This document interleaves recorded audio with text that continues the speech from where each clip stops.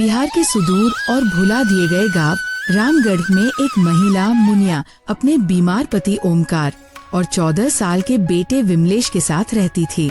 गांव में मुनिया को सब एक गरीब लेकिन मेहनती महिला के रूप में जानते थे। उसकी हालत इतनी खराब थी कि उसके पास ना ठीक से पहनने को कपड़े थे, ना खेत में बोने लायक बीज, लेकिन उसकी आंखों में एक उम्मीद की रोशनी थी। उस बंजर खेत के कोने में बने पुराने गड्ढे को लेकर गांव के बड़े बुजुर्ग कहते थे कि उस गड्ढे के नीचे कुछ ऐसा दफन है जिसे जानने की कोशिश किसी ने नहीं की। कुछ कहते खजाना, कुछ कहते श्राप।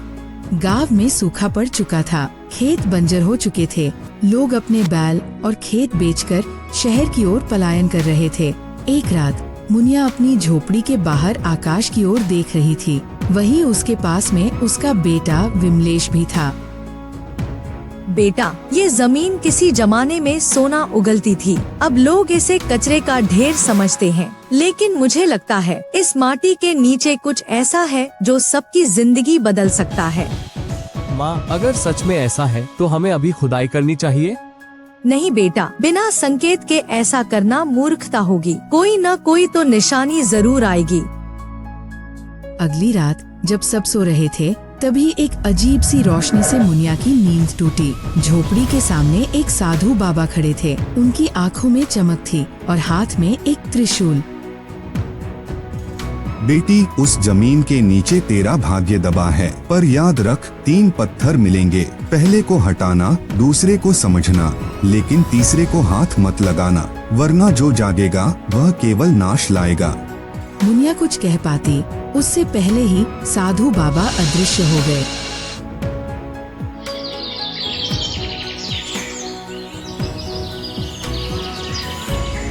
सुबह होते ही बिना किसी को बताए मुनिया और विमलेश ने खुदाई शुरू की। पहला पत्थर मिला, उस पर कोई प्राचीन भाषा में लिखा था, सत्य को पाने के लिए साहस चाहिए, पर लालच से बचना ही बुद्धिमानी है।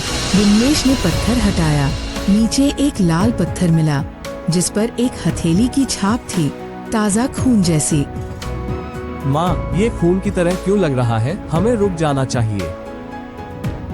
नहीं बेटा, हम सिर्फ देखेंगे, छेड़ेंगे नहीं। जब तक तीसरा पत्थर न दिखे मैं नहीं मानूंगी।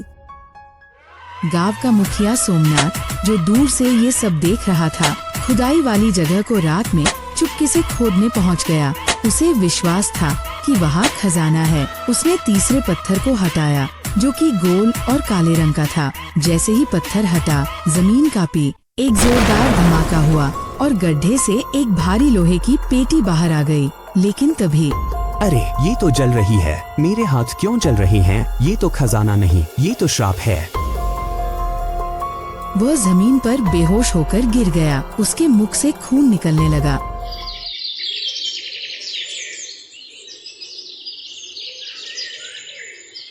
शोर सुनकर मुनिया और विमलेश वहां पहुंचे। उन्होंने देखा एक लोहे की पेटी जिसमें सोना चांदी नहीं बल्कि हड्डियां, राख और तांत्रिक किताबें थीं।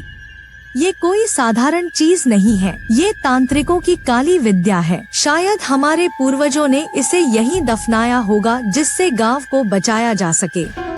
विमलेश ने देखा एक किताब का नाम था अग्निवेद, जीव और मृत्यु के बीच की कड़ी। मुनिया ने तुरंत फैसला लिया। सारी किताबें और सामग्री गांव के पुराने मंदिर में पुजारी को सौंप दी गई। उस रात गांव में जोरदार बारिश हुई। बंजर जमीन में हरियाली ओढ़ ली, खेतों में पानी भर गया। सुबह लोगों ने देखा मुनिया का खेत सबसे पहले हरा भरा हुआ। मुखिया सोमनाथ बेहोशी के बाद होश में आया, लेकिन उसका चेहरा झुलस चुका था। अब लोग उससे डरने लगे थे। गांव के लोग मुनिया के पास आकर बोले, आपने न सिर्फ हमारे खेतों को बचाया बल्कि हमारे गांव को भी बचाया है। आज से आप हमारे लिए माटी की देवी है।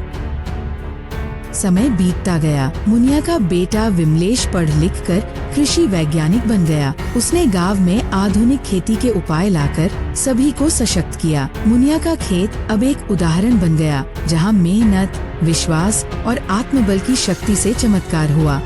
इसलिए कहते हैं कि जो चीज छिपी हो उसे जानने का हक सबको नहीं होता। कभी कभी माटी में दफन चीजें हमें सिर्फ सबक देने के लिए होती हैं, पाने के लिए नहीं।